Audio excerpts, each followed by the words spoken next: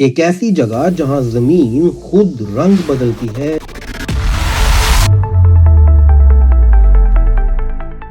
جہاں ساحل سرخ رنگ میں ڈوبے ہوئے دکھائی دیتے ہیں، جہاں مٹی میں موجود آئرن آکسائڈ نہ صرف اس منظر کو غیر حقیقی بنا دیتا ہے بلکہ معاشی طور پر بھی قیمتی ہے، یہاں تک کہ مقامی لوگ اسی مٹی کو مسالے کے طور پر استعمال کرتے ہیں، اور اگر آپ اس پانی میں اتر جائیں تو اس کا رنگ کئی دنوں تک آپ کی جلد پر باقی رہ سکتا ہے۔ اسی وجہ سے اسے رینبو آئی لینڈ کے نام سے جانا جاتا ہے، کیونکہ یہاں تقریباً 70 مختلف معدنیات موجود ہیں جو زمین کو ہر لمحہ ایک نیا رنگ دیتی ہیں۔ اس خطے میں کشم جزیرہ بھی موجود ہے، خلیج فارس کا سب سے بڑا جزیرہ جہاں زندگی سمندر کے ساتھ جڑی ہوئی ہے، جیسے کہ ماہی گیری، تجارت اور سیاحت یہاں کے لوگوں کا ذریعہ معاش ہے۔ یہاں چاکو کینن جیسی جگہیں موجود ہیں جہاں چٹانیں اس طرح سے آسمان کی طرف اٹھتی ہیں جیسے زمین خود کو 2 حصوں میں تقسیم کر چکی ہو، اور سٹارز ویلی جس کے بارے میں مقامی لوگ کہتے ہیں کہ یہاں کوئی ستارہ آ گرا تھا، حالانکہ حقیقت میں یہ لاکھوں سال کی ہوا اور بارش کے کٹاؤ کا نتیجہ ہے۔ یہ کوئی عام جگہ نہیں، یہ ایک مکمل دنیا ہے جہاں قدرت اپنی کہانی خود سناتی ہے، اور شاید آپ ابھی تک اس کی اصل حقیقت سے واقف ہی نہیں۔ ہم ایک انتہائی تنگ مگر اہم سمندری راستے کی بات کر رہے ہیں جسے صرف آپ ایک کشیدہ جغرافیائی مقام سمجھتے ہیں، ایک ایسا راستہ جسے میڈیا ہمیشہ ایک خطرناک چوک پوائنٹ کے طور پر دکھاتا ہے، لیکن حقیقت اس سے کہیں زیادہ حیران کن ہے۔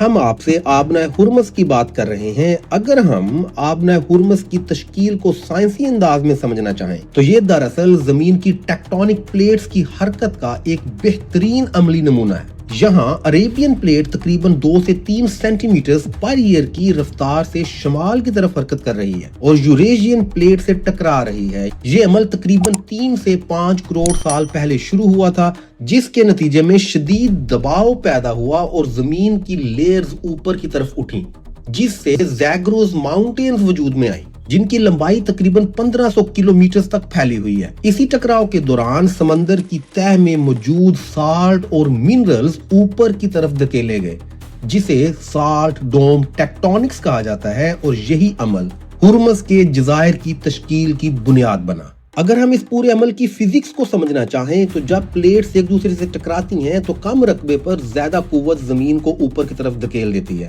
جس سے پہاڑی سلسلے وجود میں آتے ہیں۔ اسی طرح پلیٹس کی حرکت کو سٹرین ریٹ سے میئر کیا جاتا ہے، جس سے ہمیں یہ پتہ چلتا ہے کہ زمین کتنی آہستہ مگر مسلسل ڈی فارم ہو رہی ہے۔ کیمسٹری کے لحاظ سے یہاں آئرن آکسائڈ کی موجودگی زمین کو سرخ رنگ دیتی ہے، جبکہ سلفر اور دیگر معدنیات مختلف کلرز کی لیئرز بناتے ہیں۔ اس لیے اس علاقے کو رینبو جیولوجی کی ایک مثال کے طور پر پیش کیا جاتا ہے۔ اس علاقے کی چٹانیں تقریباً 570 ملین ایئرز قدیم ہیں، اور یہاں پانی کی گہرائی کئی جگہوں پر 50 سے 60 میٹرز کے درمیان ہے، جو اسے جغرافیائی طور پر حساس بناتی ہے۔ ہوا، پانی اور درجہ حرارت جو گرمیوں میں 45 ڈگری سینٹی گریڈ تک پہنچ جاتا ہے، 0.1 سے 1 ملی میٹر پر ایئر کے ریٹ سے ایروژن کے ذریعے اس خطے کو مسلسل ری شیپ کر رہے ہیں۔ جدید سائنس میں جی پی ایس جیوڈیزی، سیٹلائٹس، انسار اور سیزمک ٹوموگرافی جیسی ٹیکنالوجیز کے ذریعے پلیٹس کی موومنٹ کو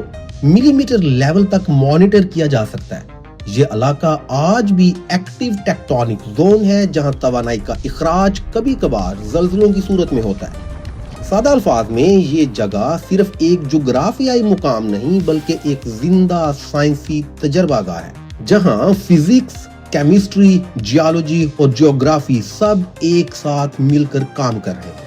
آبنہ ہرمز جیسا تنگ مگر انتہائی اہم سمندری راستہ ایران اور عمان کے درمیان واقع ہے اور مشرق وسطیٰ کے تیل کو دنیا بھر جیسا کہ ایشیا، یورپ اور امریکہ تک پہنچاتا ہے۔ اپنے سب سے تنگ مقام پر یہ صرف 21 میل چوڑا رہ جاتا ہے، اور اسی تنگ راستے سے روزانہ تقریباً 20 ملین بیرل تیل گزرتا ہے، یعنی دنیا کی معیشت کا ایک بڑا حصہ اسی ایک گزرگاہ پر انحصار کرتا ہے۔ یہ تیل عراق، کویت، سعودی عرب، متحدہ عرب امارات، قطر اور ایران سے آتا ہے، اور اس میں سے تقریباً 84% چائنا، انڈیا، جاپان اور ساؤتھ کوریا کی طرف جاتا ہے، جہاں کی صنعتیں، بجلی کے سسٹمز اور معیشتیں اسی سپلائی پر کھڑی ہیں۔ لیکن یہاں بات صرف تیل تک محدود نہیں، اسی راستے سے روزانہ ہزاروں ٹن دیگر تجارتی سامان بھی گزرتا ہے، کنٹینرز، LNG، خام مال، صنعتی اشیاء اور وہ تمام سپلائیز جو دنیا کی فیکٹریز، سٹیز اور گھروں کو چلائے رکھتی ہیں۔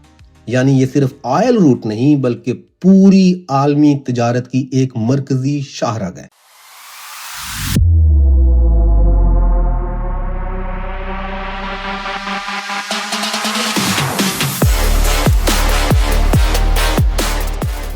کیا آبنہ ہرمز کو بند کیا جا سکتا ہے؟ مختصر جواب یہ ہے کہ ہاں، کم از کم جزوی طور پر ضرور بند کیا جا سکتا ہے۔ حقیقت یہ ہے کہ یہ کوئی سادہ آن یا آف سوئچ نہیں بلکہ کنٹرول کا کھیل ہے۔ حالیہ کشیدگی میں ایران نے مکمل بندش کی بجائے ایک اسٹریٹجک اپروچ اختیار کی، جہاں اس راستے کو کچھ ممالک جیسے کہ امریکہ اور اس کے اتحادیوں کے لیے محدود کر دیا گیا، جبکہ اپنی اتحادیوں کے لیے اسے کھلا رکھا گیا، یعنی اسٹریٹ آف ہرمز کو مکمل بند کیے بغیر بھی اسے ایک طاقتور جیو پولیٹیکل ٹول کے طور پر استعمال کیا گیا۔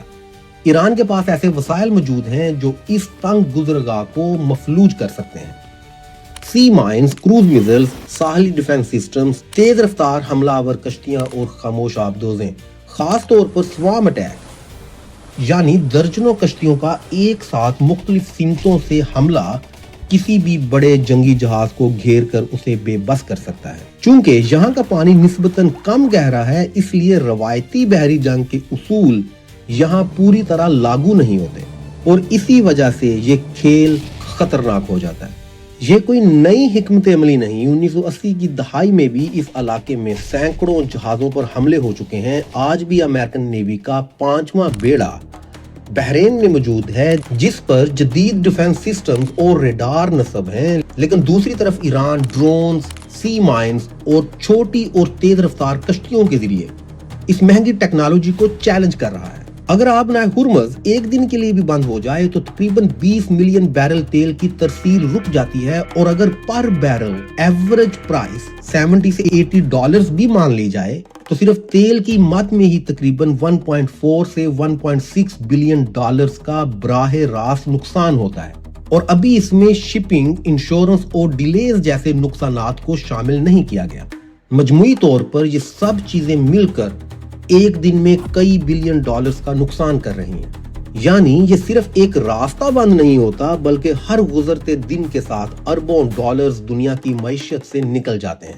یہی وجہ ہے کہ آبنہ ہرمز کو دنیا کا سب سے حساس چوک پوائنٹ کہا جاتا ہے۔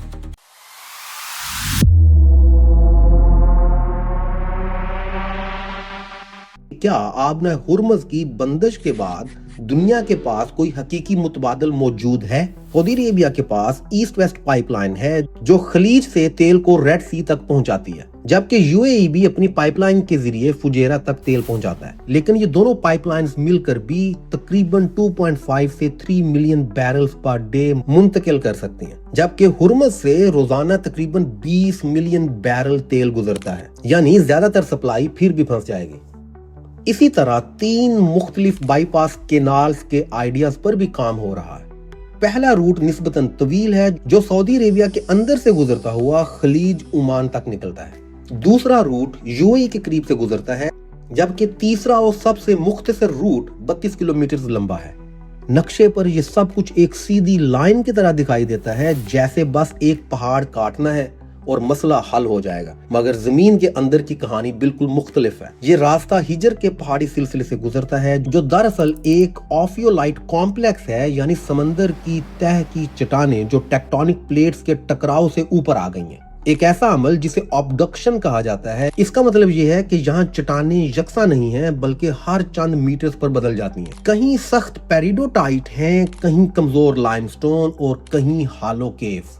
جب انجینئرز نے سیزمک ریفریکشن سروے کیا، جس میں تقریباً 3000 جیو فونز لگا کر کنٹرول دھماکوں کے ذریعے ساؤنڈ ویوز بھیجی گئیں، تو حیران کن ڈیٹا سامنے آیا، جہاں ٹھوس گرینائٹ میں sound wave 6 kilometre per second کی رفتار پر سفر کر رہی تھیں، वहीं खाली केव के अंदर से ये रफ्तार सिर्फ 340 मीटर पर सेकंड रह जाती थी। नतीजा, पहाड़ के अंदर 340 से जायद बड़े केव्स दरियाफ्त हुए, जिनमें से एक का डायमीटर तकरीबन 800 मीटर निकला, जहां आवाज को वापस आने में 2.3 सेकंड्स लगे। ये मुकम्मल कार्स्ट सिस्टम है जहां लाखों साल से तेजाबी बारिशों ने लाइमस्टोन को अंदर से खोखला कर दिया है। अब मसला ये है कि अगर इन केव्स के ऊपर से केनाल को काटा जाए तो ब्लास्टिंग की वजह से छत गिर सकती है और पूरा ढांचा बैठ सकता है। सिर्फ यही नहीं, इन केव्स के अंदर पानी भी मौजूद है। परमिएबल लाइमस्टोन एक्वाफर में ट्रेसर टेस्ट के दौरान डाई 11 किलोमीटर का फासला सिर्फ 72 घंटों में तय कर गई। यानी पानी तकरीबन 150 मीटर पर आवर की रफ्तार से बह रहा है, जो आम एक्वाफर से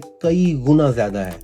केनाल की मतलूबा गहराई 25 मीटर है, मगर कई जगहों पर एक्वाफर की छत सिर्फ 18 मीटर पर है। यानी जैसे ही डिगिंग होगी, पानी 8 लाख लीटर पर आवर की स्पीड से अंदर दाखिल होगा, जो कि हर 5 मिनट में एक ओलंपिक साइज स्विमिंग पूल के इक्विवेलेंट है। अब ब्लास्टिंग बजाते खुद एक मसला है। आम धमाका खेज मवाद ANFO की डेटोनेशन वेलोसिटी तकरीबन 4.5 किलोमीटर पर सेकंड होती है, मगर इन रॉक्स के अंदर साउंड वेव्स तकरीबन 7 किलोमीटर पर सेकंड तक ट्रेवल कर रही होती हैं। यानी एनर्जी चट्टान को तोड़ने की बजाय स्प्रेड हो जाती है, स्कैटर हो जाती है। इसके लिए PTN या RDX जैसे हाई एक्सप्लोसिव्स दरकार होते हैं, मगर उनकी ब्लास्टिंग इतनी शदीद होती है कि एक्वाफर की छत को नुकसान पहुंच सकता है। यानी कमजोर धमाका करें तो चट्टान नहीं टूटती, और अगर ताकतवर करें तो जमीन बैठ सकती है। और इसके अलावा चट्टान हर 10 मीटर पर तब्दील हो रही है। एक यूनिफॉर्म इंजीनियरिंग प्लान यहाँ तकरीबन नामुमकिन हो जाता है। अगर किसी तरह डिगिंग मुकम्मल हो भी जाए तो अगला मसला लॉक सिस्टम का है। यहाँ पर जमीन का बुलंद तरीन नुक्ता तकरीबन 650 मीटर पर है, यानी जहाजों को ऊपर ले जाने के लिए कई बड़े लॉक्स दरकार होंगे। एक लॉक चैम्बर को भरने के लिए तकरीबन 700 मिलियन लीटर पानी चाहिए, और एक जहाज को ऊपर ले जाने के लिए 3 चैम्बर्स, जो कि तकरीबन 2.1 बिलियन लीटर पानी बनता है। और अगर रोजाना 100 जहाज गुजरे तो 210 बिलियन लीटर पानी चाहिए होगा। सबसे बड़ा मसला यह है कि ये पूरा इलाका रेगिस्तान है, जहां सालाना बारिश 100 मिलीमीटर से भी कम है, और कोई मुस्तकिल दरिया भी मौजूद नहीं।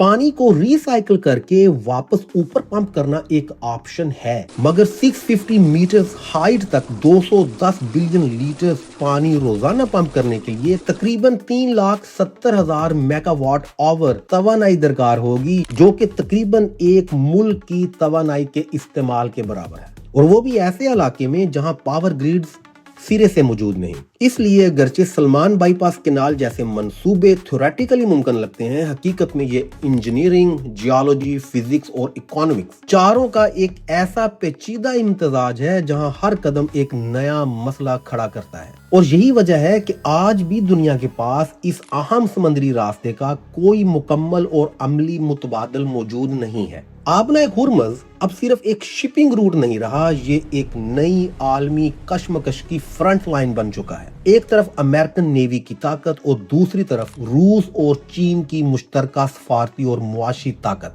यानी एक इलाकाई तनाज़ा अब बाज़ाब्ता तौर पर आलमी ताकतों के टकराव में तब्दील हो चुका है। क्योंकि यहाँ मसला सिर्फ जंग का नहीं बल्कि पूरी दुनिया की मईशत का है, और शायद सबसे बड़ा खतरा किसी बड़ी जंग की बजाय एक छोटी सी गलती है जिसमें एक मिसकैलकुलेशन एक लम्हे के अंदर सब कुछ तब्दील कर सकती है। आबनाए हुर्मुज़ एक ऐसा मैरीटाइम चोक पॉइंट है जिसके साथ पूरी दुनिया की इकोनॉमिक्स की सांसें जुड़ी हुई हैं। नाजरीन, अगर आप दुनिया में मौजूद मुख्तलिफ मैरीटाइम चोक पॉइंट्स की साइंस को समझना चाहते हैं तो कमेंट्स में हमें जरूर बताइएगा। शुक्रिया।